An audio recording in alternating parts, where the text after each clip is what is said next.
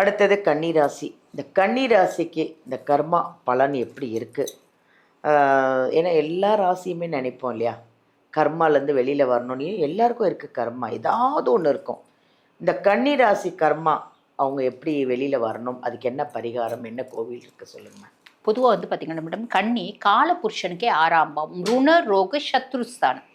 பொதுவாக வந்து பார்த்தீங்கன்னா கன்னி நாங்கள் எப்பயுமே சொல்லுவோம், அம்மா கடன் வாங்கிடாதீங்கம்மா பெரிய லெவலில். பொதுவாக வந்து பார்த்தீங்கன்னா முற்பிறவியில் மற்றவங்களை விமர்சிக்கிறது. இப்போ நான் இருக்கேன், உங்களை வந்து ஐயோ பாலா மேடமா போப்பா சாதாரணமாக சொல்லுவேன். பேசிட்டே இருக்கும்போது சட்டுன்னு ஒரு வார்த்தை அவங்க மனசு நோவுற மாதிரி பேசிடுறது, இடம் பொருள் ஏவல் தெரியாம. அதே மாதிரி வந்து பாத்தீங்கன்னா கடன் பிரச்சனை அப்படின்றத சந்திப்பாங்க, health issues on and off சந்திப்பாங்க.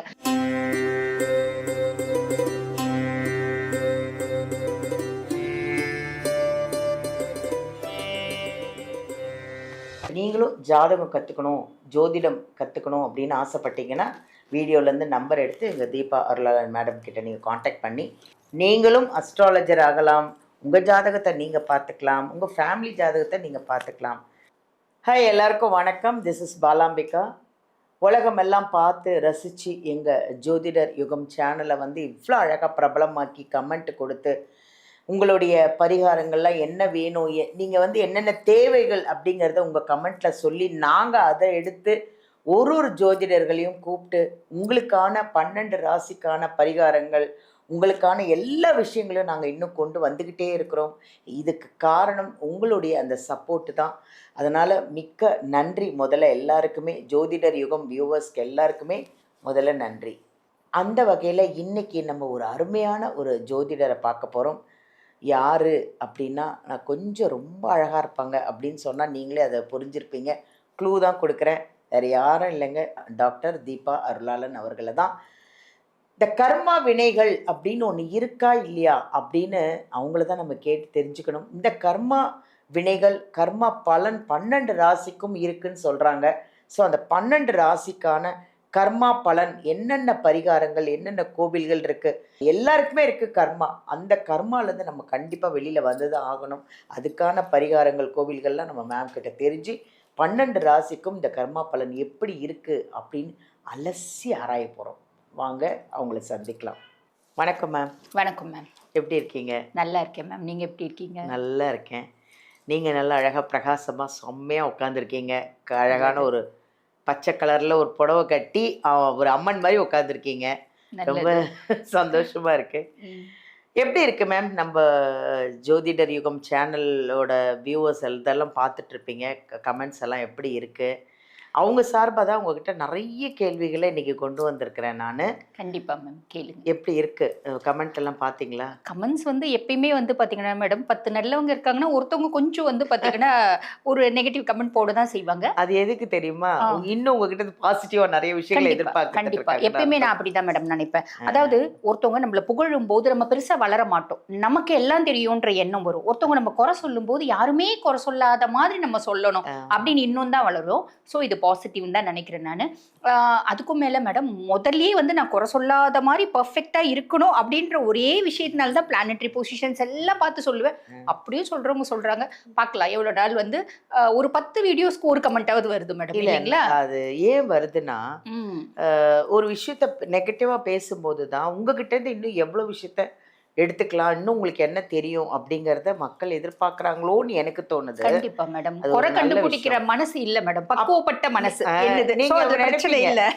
அப்ப இது குறைன்னா அப்ப நம்ம இன்னும் வேற என்ன சொல்லலாம் அப்படின்ற ஒரு ஐடியாவும் வரும் இல்லையா? கண்டிப்பா. அந்த விஷயத்துல வந்து Deepa Arulalan is very special for viewers அப்படின்னு சொல்லலாம். இன்னைக்கு வந்து இந்த கர்ம வினை அப்படின்னு ஒன்று சொல்றாங்க மேம். கண்டிப்பா மேம். அப்படி கர்ம வினைன்னு ஒன்று இருக்கா? கண்டிப்பா இருக்கு மேம். அப்படி இந்த கர்ம வினை அப்படி இருக்குன்னா, இந்த கர்மா பலன் இந்த 12 ராசிக்கும் இருக்கா? ஏன்னா 12 ராசிக்கும் ஒருவேளை என்னோட கர்மா ஏதாவது இருக்குமோ அப்படின்னு மக்கள் நிறைய பேர் வந்து நினச்சிட்டு இருக்கலாம்.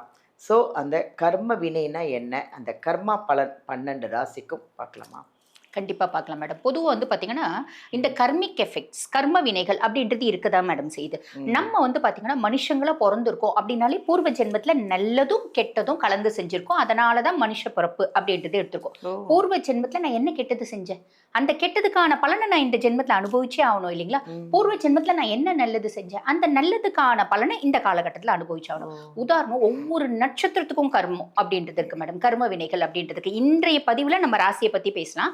பட் மக்களுக்கு தெளிவா புரிஞ்சுக்கிறதுக்காக ஒரு நட்சத்திரம் நான் சொல்றேன். பொதுவா வந்து பாருங்க, இந்த மிருக சீரிடம் நட்சத்திரம், இந்த மிருகன் சீரிடம் நட்சத்திரம் அப்படிங்கிறது வந்து பாத்தீங்கன்னா மேடம், தட்சன் யாகம் நடத்தினான். அந்த யாகம் நடத்தும் போது அந்த யாகத்தி வந்து பாத்தீங்கன்னா ஒரு மான் ரூபம் எடுத்து ஓடிச்சு. ஓடும் போது வீரபத்ரர் வந்து பாத்தீங்கன்னா அதனோட தலையை கொய்துவார். ஏன்னா சதி இறந்துட்டா இல்லைங்களா அந்த யாகத்துல வந்து, அவளே வந்து பாத்தீங்கன்னா உக்ரத்துல அவ இறந்துருவா, தீப்பத்தி எரிஞ்சிடும் உடம்பு. ஆக அவளே வந்து அவளை தீ குளிச்சுப்பா அப்படின்னு சொல்லலாம். அப்ப ஈச நிஷ்டையில இருந்து கலைஞ்சு வீரபத்ரனை அனுப்புறார். என்ன நீ அங்க பாரு, தட்சனோட தலையை கொய் அப்படின்னு சொல்லிட்டு. அப்பதான் வந்து பாத்தீங்கன்னா முதல்ல தட்சனோட தலையை கொய்துடுவாரு. கொய்த பின்னாடிதான் அந்த உடம்பு தனியா இருக்கும், தலை தனியா இருக்கும். அதுக்கப்புறம் அந்த யாகத்தி அங்க நடக்கக்கூடிய பிரச்சனைகளை பார்த்து பயந்து ஓடும். மான் ரூபம் எடுத்து ஓடும்போது அதனோட தலையை கொய்துவார் வீரபத்ரன். அந்த கொய்தப்பட்ட தலை தான் மிருகசீரிஷ நட்சத்திரம். பொதுவாவே மிருகசீரிட நட்சத்திரம் இப்ப ரஜினி சார் படத்துல ஒண்ணு சொல்லுவாங்க, பேய்களுக்கு ரொம்ப பிடிச்ச நட்சத்திரம் அப்படின்ற ஆஸ்பெக்ட்ல எடுக்க முடியாது. என்னன்னா ரொம்ப ஸ்பெஷல் மேடம், ரொம்ப ஸ்பெஷல். மிருகசீரிஷ நட்சத்திர பர்சனாலிட்டிஸ் கிட்ட நம்ம அளவுக்கு அதிகமா பேசக்கூடாது. பேசி அவங்க மனசு ரொம்ப கஷ்டப்பட்டு, இவங்க எல்லாம் நல்லா இருப்பாங்களா, அடிக்கடிக்கு அவங்க பேசிடுவாங்க. அதாவது கொஞ்சம் கோவம் வந்து அவங்கள நம்ம வந்து கிளறி விட்டுட்டோம் அப்படின்னா அவங்க சாலிடா பேசுவாங்க. அது ரிஷபத்துலயும் வர்றது உண்டு, மிதுனத்துலயும் வர்றது உண்டு. மிருகசீரிஷம் ரிஷபம் ரொம்ப வந்து பாத்தீங்கன்னா மனசு கஷ்டப்பட்டு ஒரு வார்த்தை சொல்லிடுச்சு அப்படின்னா பழிச்சிடும். அந்த நட்சத்திர புதுமையான விஷயம், நிறைய பேர் தெரிஞ்சுக்க வேண்டிய ஒரு விஷயம். கண்டிப்பா மேடம். அந்த நட்சத்திரத்தினோட ஒரு தாத்பரியம் என்ன அப்படின்னா மேடம், அந்த நட்சத்திரத்துல ஒரு மனுஷி இல்ல மனுஷன் பிறக்கிறான் அப்படின்னா பூர்வ ஜென்மத்துல ஆன்மீக தேடல் அப்படின்னு அவங்களுக்கு இருந்துச்சு. அந்த ஆன்மீக தேடல் பூர்த்தி ஆகல, அறக்குறையா விட்ட குறை தொட்ட குறையா நான் போயிட்டேன். அந்த ஆன்மா வந்து பாத்தீங்கன்னா மோட்சம் அடைஞ்சிருச்சு. அதாவது அந்த ஆன்மா உடலை விட்டு பிரிஞ்சிருச்சு. அந்த ஆன்மானோட விஷஸை ஃபுல்ஃபில் பண்றதுக்கு இந்த ஜென்மத்துல மிருகசீரிடமா பிறந்திருப்பாங்க. அவங்க எவ்வளோ பெரிய நாட்டுக்கு ராஜாவாவே இருந்தாலும் கடைசியில ஆன்மீகத்தை போய் உட்காருவாங்க. எந்த மிருகசீரிடமான வச்சுக்கோங்க, ஆன்மீகத்துல நாட்டம் இல்லையா? கமெண்ட் நீங்களே போட சொல்லுங்க பாருங்க. ஒவ்வொரு மிருகசீரிடமும் வாழ்க்கையில 20ல நாட்டம் வரும், 40ல நாட்டம் வரும், 50ல நாட்டம் வரும். அட்லாஸ்ட் அவங்க வந்து பாத்தீங்கன்னா ஆன்மீகத்துல தான் அவங்களோட வாழ்க்கையை வந்து செலுத்துவாங்க அப்படின்றது. ஆன்மீகம்னா நம்ம வந்து பாத்தீங்கன்னா காசுக்காக கமர்ஷியல்லாம் கிடையாது, ஆத்மார்த்தமான ஆன்மீகவாதிகளா இருப்பாங்க. Very good, very good. அடுத்தது கன்னிராசி. இந்த கன்னிராசிக்கு இந்த கர்மா பலன் எப்படி இருக்குது? ஏன்னா எல்லா ராசியுமே நினைப்போம் இல்லையா, கர்மாலேருந்து வெளியில் வரணும்னு. எல்லாருக்கும் இருக்குது கர்மா, ஏதாவது ஒன்று இருக்கும். இந்த கன்னிராசி கர்மா அவங்க எப்படி வெளியில் வரணும், அதுக்கு என்ன பரிகாரம், என்ன கோவில் இருக்குது சொல்லுங்கள். பொதுவாக வந்து பார்த்தீங்கன்னா மேடம், கன்னி கால புருஷனுக்கே 6ஆம் பாவம், ருண ரோக சத்ருஸ்தானம். பொதுவாக வந்து பார்த்தீங்கன்னா கன்னியை நாங்கள் எப்பயுமே சொல்லுவோம், அம்மா கடன் வாங்கிடாதீங்கம்மா. பெரிய லெவலில் கடன் வாங்கினீங்கன்னா நீங்கள் திருப்பி திருப்பி திருப்பி திருப்பி திருப்பி திருப்பி எத்தனை திருப்பினாலும் போட்டுக்கலாம். கடன் வாங்கிட்டே இருக்கக்கூடிய சூழ்நிலை அப்படின்றது ஒன்று ஏற்படும். நிறைய கன்னி வந்து பார்த்தீங்கன்னா மேடம், அவங்க கடன் வாங்கி அவங்க பிள்ளைங்க வந்து பார்த்தீங்கன்னா அதை அடைக்கிற மாதிரி சூழ்நிலையும் ஏற்படும். ஆக இது வந்து ஒரு கர்மா அப்படின்னு சொல்லலாம். பொதுவாக கன்னி புதன் வந்து ராசி அதிபன், புதன் உச்சமடையக்கூடிய வீடு, சுக்கிரன் நீச்சமடையக்கூடிய வீடு. அப்ப இவங்களோட கர்மா வந்து ஸ்பீச் கர்மா. நல்ல வந்து பாத்தீங்கன்னா ரிலேஷன்ஷிப்ல ஒரு நெகட்டிவிட்டியை சந்திப்பாங்க, அதாவது நெகட்டிவிட்டியை சந்திப்பாங்க. ஸோ இந்த ரிலேஷன்ஷிப் கோயிங் டு நெகட்டிவிட்டி அப்படின்ற ஒரு கர்மா இருக்கு. அதே மாதிரி ஸ்பீச் கர்மா அப்படின்னு இருக்கு. எந்த உறவோ எனக்கு நல்ல உறவா இல்லைப்பா, இதுதான் கன்னி அப்படின்லாம். இயற்கையாகவே சுக்கிரன் நீச்சம் அப்படின்ற பட்சத்தில் இவங்களுக்கு எல்லாருக்கூடையும் நல்லா வந்து பழகணும் அப்படின்ற எண்ணம் இருக்கும். பொதுவாகவே வந்து பார்த்தீங்கன்னா நம்மிடம் கன்னி ரொம்ப நசன்னு பேச மாட்டாங்க. ராசி அதிபன் மிதுனத்துக்கும் புதன் தான், பேசிட்டே இருக்கும், எனக்கு பேசாமல் இருந்தால் முடியாது அப்படின்னும். இது அதாவது இந்த கன்னி ராசி அன்பர்கள் பெருசாக பேச மாட்டாங்க, ஆனால் பேசுகிறாங்க அப்படின்னா எக்ஸலண்ட்டாக வந்து பார்த்தீங்கன்னா நச்சு நங்கூரை போட்ட மாதிரி 4 வார்த்தை பேசுவாங்க, சூப்பராக பேசுவாங்க. அப்படி அவ்வளோ திறமை இருக்கும். அவ்வளோ திறமை இருந்தாலும் என் மனசு வந்து பார்த்தீங்கன்னா பேசும்போது சில சொற்குற்றத்துக்கு ஆளாகுவேன். அதே மாதிரி உறவு முறைகளை சில கஷ்டங்களை சந்திப்பேன் அப்படின்ற ஒரு கர்மிக் எஃபெக்ட் இருக்கு மேடம். பொதுவாக வந்து பார்த்தீங்கன்னா முற்பிறவியில் மற்றவங்களை விமர்சிக்கிறது. இப்போ நான் இருக்கேன், உங்களை வந்து ஐயோ பாலா மேடமா போப்பா சாதாரணமாக சொல்லுவேன், ஆனால் அது ஒரு பெரிய எஃபெக்டாக வந்து நிற்கும் அப்படின்றது உண்மை. அதே மாதிரி ஜோதிட ரீதியாக வந்து பார்த்தீங்கன்னா மேடம், என்ன சொல்லுவாங்க அப்படின்னா, அஸ்ட்ராலஜிஸே வந்து என்ன ஜாதகத்தில் இருக்கோ we should say it exactly. கரெக்டாக சொல்லணும், மாற்றி சொல்லக்கூடாது, தெரியாமல் வந்து ஜாதகம் சொல்லக்கூடாது. இந்த மாதிரிலாம் நாங்கள் சொல்கிறோம் அப்படின்னா அடுத்த ஜென்மத்தில் அடுத்த பிறப்புல எங்களுக்கு புதன் சரியில்லாமல் போயிடும் அப்படின்ற ஒரு விஷயமும் இருக்குது. ஸோ இந்த மாதிரி நிறைய வந்து பார்த்திங்கன்னா மற்றவங்கள விமர்சிக்கிறது, அதே மாதிரி மன ரீதியாக காயப்படுத்துறது, பேசிகிட்டே இருக்கும்போது சட்டுன்னு ஒரு வார்த்தை அவங்க மனசு நோவுற மாதிரி பேசிடுறது, இடம் பொருள் ஏவல் தெரியாமல் பூர்வ ஜென்மத்தை ஒருத்தவங்களை வந்து பார்த்திங்கன்னா ரொம்ப பாசமா கூட இருப்பாங்க மேடம். ஆனா மத்தவங்க முன்னாடி இன்சல்ட் பண்ணிட்டு இருப்பாங்க. அது அவங்களுக்கு வந்து பாத்தீங்கன்னா எந்த இடத்துல எது பேசக்கூடாதோ அந்த இடத்துல அந்த மாதிரி பேசுறது. இந்த மாதிரி சில விஷயத்த பண்ணதுனால இந்த பிறவியில வந்து பாத்தீங்கன்னா தேவையில்லாத விஷயங்களுக்கு கூட நிறைய கவலை அப்படின்றது இவங்க படுவாங்க. ரொம்ப சிம்பிளா சொல்லணும் அப்படின்னா மேடம், சுக்கிரன் நீச்சம், எப்பயுமே உறவுகள் மேல நாட்டம் அப்படின்றது இருக்கும். எது கிடைக்கலையோ அதை தானே நம்ம மனசு தேடும், கிடைக்காததான் தேடும். இவங்களுக்கு உறவுகள் பெருசா இருக்காது அப்படின்ற பட்சத்துல அந்த உறவுகள் நல்லா இருக்கணும் அப்படின்ற எண்ணம் வரும் மேடம் இவங்களுக்கு. அதே மாதிரி வந்து பாத்தீங்கன்னா கடன் பிரச்சனை அப்படின்றத சந்திப்பாங்க, health issues on and off சந்திப்பாங்க. அதே மாதிரி இவங்க ரொம்ப பர்ஃபெக்டா இருக்கிறதுனால, நல்ல புத்திசாலிகளா இருக்கிறதுனால உறவுகள்கிட்டயும் அந்த புத்திசாலித்தனத்தை எதிர்பார்ப்பாங்க. பூர்வ ஜென்மத்தை அவங்க பெரிய புத்திசாலிகள், அதனாலதான் மத்தவங்களை நான் கிரிட்டிசைஸ் பண்ணேன். என்னோட அறிவு ஏகப்பட்ட எனக்கு திறமையினால நான் மத்தவங்களை கிரிட்டிசைஸ் பண்ணேன். கிரிட்டிசைஸ் பண்ணதுனால இந்த ஜென்மத்துல மத்தவங்க என்ன கிரிட்டிசைஸ் பண்ணக்கூடிய சூழ்நிலைக்கு நான் தள்ளப்பட்டேன். இது அறிவுல இந்த ஜென்மத்திலயும் கிரிட்டிசைஸ் பண்ண முடியாது, பூர்வ ஜென்மத்திலயும் விட்ட குறை தொட்ட குறை. பூர்வ ஜென்மத்துல எனக்கு எந்த அளவுக்கு அறிவு இருந்துச்சோ இந்த ஜென்மத்திலயும் அதே அளவுக்கு அறிவு இருக்கு. ஆனா உறவுகள்ல நான் தோத்து போயிடுவேன் அப்படின்ற ஒரு விஷயம். அந்த உறவுல பாசமாயிடுவாங்க, உறவுகள்ல பாசமாயி நம்புறாங்க அப்படின்னா முழுசும் வந்து பாத்தீங்கன்னா பாசமா இருப்பாங்க. ஆனா நம்பின உறவு இவங்களுக்கு ஒரு ட்ராப்பை ஏற்படுத்தும் அப்படின்னு சொல்லலாம்.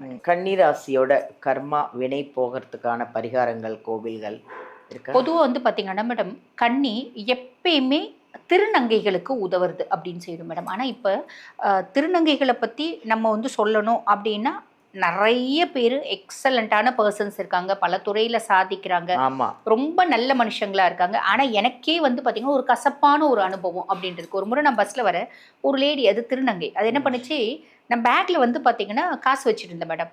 டக்குன்னு காசு கேட்டுச்சு அப்படின்னு சொல்லிட்டு பேக்கை திறந்து ஒரு 50 ரூபாய் எடுத்து கொடுத்தா மொத்த காசே எடுத்துக்கிச்சு. மொத்த காசு எடுத்து 15,000 ரூபாய், சில பேர் 15,000 ரூபாய் வச்சிருந்தேன் மேடம். எடுத்துட்டு 5,000 ரூபாய் சுருட்டிடுச்சு மேடம். 5,000 ரூபாய் ஒண்ணு இப்படி வச்சிச்சு, இப்படி கடிச்சிச்சு, திருப்பி பேக்ல வச்சிருச்சு. எனக்கு 15,000 ரூபாய் ரெண்ட் கொடுக்கறதுக்கு நான் வச்சிருந்தேன், 5,000 ரூபாய் எடுத்துட்டாங்க. இறங்கின உடனே நான் பார்த்துட்டேன் 5,000 ரூபாய் இல்லைன்னு. எங்க ஹஸ்பண்ட் சொன்னாரு, கூப்பிடு, அதை வந்து கூப்பிட்டு போலீஸ்ல வந்து கம்ப்ளைண்ட் பண்ணலாம் அப்படி இப்படின்னு எல்லாம் சொன்னாரு. நான் பஸ்லயே வரமாட்டேன் அன்னைக்குதான், ஏதோ அது சீமா பஸ்ல வந்தேன். ஏத்திட்டாங்க பஸ்ல, Tirupattur to Chennai AC bus, அது குடியாத்தத்துல இறங்குச்சு. அந்த ஊர் பஸ் இல்ல, ஊர் பஸ் குடியாத்தத்துல அவங்க ஏறினாங்க, அங்க வந்து இறங்குறாங்க. ஆனா என்னன்னா அவங்க திருநங்கைன்ற ஒரே காரணத்துக்காக நான் சொன்ன பரவாயில்ல விடுப்பா, விடு, 5,000 ரூபாய் தானே, போயிட்டு போட்டோம் அப்படி இல்ல மேம். அது ஆனா அந்த 5,000 அவங்க என்ன சூழ்நிலையில இருக்காங்கன்னு தெரிஞ்சுக்கணும். நான் ரெண்டுக்காக கொண்டு வந்தேன் அந்த 5,000 ரூபாய். நான் வந்து ரொம்ப கஷ்டப்பட்டேன், அவங்கள காயப்படுத்தல, ஆனா நான் கஷ்டப்பட்டேன். அந்த 5,000 ரூபாய்க்கு நாங்களும் கஷ்டப்பட்டு தானே மேடம் சம்பாதிக்கிறோம். உண்மைதான் மேம். எத்தனை பேர்கிட்ட பேசி நாங்க மெடிக்கலுக்கு ஒரு பேஷண்ட்டுக்கு 300 ரூபாய் ஃபீஸ் வாங்குறோம். நிறைய திருநங்கைகள் மத்தவங்களோட கர்மாவை ஏத்துக்கிறாங்க. சில பேர் ரொம்ப நல்லவங்களா இருக்காங்க. இல்ல மேடம், இந்த மாதிரி சிலப்பட்ட பர்சனாலிட்டிஸ்க்காக அவங்களுக்கு ஒரு பெரிய கஷ்டம்ன்றது இருக்கு. நல்லவங்களும் வந்து பாத்தீங்கன்னா இவங்களால சஃபர் ஆகுறாங்க. அப்ப நம்ம திருநங்கைக்கு உதவுங்க நாங்க சொல்றோம். ஆனா நீங்க, எனக்கே அப்படி ஒரு கசப்பான அனுபவம் இருக்கிறதுனால நீங்க கொஞ்சம் கேர்ஃபுல்லா வந்து பாத்தீங்கன்னா உங்ககிட்ட டீல் பண்ணுங்க. உதவுறதே கேர்ஃபுல்லா பண்ணணும். ஆமா, ஏன்னா மேடம் நம்மளதுலயும் வந்து பாத்தீங்கன்னா தப்பானவங்க இருக்காங்க. நம்ம வந்து பெண்கள்லயும் தப்பானவங்க இருக்காங்க, ஆண்கள்லயும் தப்பானவங்களா இருக்காங்க, நிறைய பேர் இருக்காங்க இல்லைங்களா. பிறப்பால் ஆணுமல்லாது பெண்ணுமல்லாத அர்த்தநாரீஸ்வர கோலம் பூண்டவங்க, அவங்கள வந்து பாத்தீங்கன்னா நான் சாட்சாத் ஈசனோட சொரூபமாவே நினைக்கிறேன். அப்ப எங்க ஹஸ்பண்ட் சொன்னாரு, 5,000 ரூபாய் போலீஸ்ல கம்ப்ளைண்ட் கொடு, போலீஸ்ல கம்ப்ளைண்ட். நான் சொன்னேன், திட்டுறாரு, கத்துறாரு. அந்த லேடி, அந்த திருநங்கை பார்த்துட்டே இருக்கு, ஒரு வார்த்தை கூட சொல்ல. சரி விடுப்பா, பரவாயில்ல, போட்டோம், 5,000 ரூபாய் தானே சம்பாரிச்சிக்கிறேன் அப்படின்னு சொல்லிட்டு கம்முனாயிட்டேன். இந்த மாதிரி நாங்க திருநங்கைக்கு உதவுங்க அப்படின்னு சொன்னாலும் கவனத்தோட உதவுங்க. அந்த விஷயத்தை நான் பதிவிட விருப்பப்பட்டேன். கோவில் சொல்லுங்க. கோயில் வந்து பாத்தீங்கன்னா மேடம், திருவெங்காடு ஸ்வேதாரண்யேஸ்வரர் கோயில். அங்க போயிட்டு பிரம்ம வித்யாம்பிகையும் ஸ்வேதாரண்யேஸ்வரரும் வழிபாடு பண்ணிட்டு வர்றது ரொம்ப நல்லது மேடம் கன்னிக்கு. Thank you ma'am. தேங்க்யூ. வீடியோலேருந்து நம்பர் எடுத்து மேமை காண்டாக்ட் பண்ணுங்கள். அவங்க சொன்ன கோவில்லாம் நீங்கள் வந்து ஞாபகம் வச்சுட்டு அந்த கோயிலுக்கு போயிட்டு வாங்க. திருநங்கைகளை அவங்க சொன்னது வந்து எனக்கு நிறைய திருநங்கைகளை தெரியும். அதில் நல்லவங்களும் இருக்காங்க, நிறைய பேர் கெட்டவங்களும் இருக்காங்க. வேண்டாம், யாரோட கர்மாவையும் ஏற்றுக்காதீங்க. ஹாப்பியாக இருங்க, சந்தோஷமாக இருங்க. கர்மா பலன் எப்படி சொன்னாங்க அப்படிங்கிறத பரிகாரத்தோட கோவில்களோட எல்லாமே அவ்வளோ அழகாக சொல்லியிருக்காங்க. அதனால் ஃபுல்லாக வீடியோ பார்த்து நீங்கள் அதுக்கேற்ற பரிகாரங்கள் கோவில்கள்லாம் ஒரு வாட்டி போயிட்டு தான் வாங்கலேன். நம்ம நல்லா இருக்கணும் இல்லையா? அதனால் அந்த நீங்கள் ஃபாலோ பண்ணிக்கோங்க. இன்னும் உங்களுக்கு இன்னும் வேறு ஏதாவது டவுட் இருக்குது, என் ஜாதகம் பார்க்கணும், இன்னும் கர்மா எனக்கு ஏதாவது பிரச்சனை இருக்கா, இதுலேருந்து நான் எப்படி தான் வெளியில் வர்றதுன்னா ஒன்றும் கவலைப்படாதீங்க. நம்ம டாக்டர் தீபா அருளாளன் அவர்களை இந்த வீடியோலேருந்து நம்பர் எடுத்து அவங்கள காண்டாக்ட் பண்ணிக்கோங்க. ஜாதகத்தை போய் பாருங்கள், பரிகாரம் பண்ணுங்கள், கோவிலுக்கு போங்க, ஹாப்பியாக இருங்க. நீங்களும் ஜாதகம் கற்றுக்கணும், ஜோதிடம் கற்றுக்கணும் அப்படின்னு ஆசைப்பட்டீங்கன்னா வீடியோலேருந்து நம்பர் எடுத்து எங்கள் தீபா அருளாளன் மேடம் கிட்ட நீங்கள் காண்டாக்ட் பண்ணி நீங்களும் அஸ்ட்ராலஜர் ஆகலாம். உங்கள் ஜாதகத்தை நீங்கள் பார்த்துக்கலாம், உங்கள் ஃபேமிலி ஜாதகத்தை நீங்கள் பார்த்துக்கலாம். தேங்க்யூ.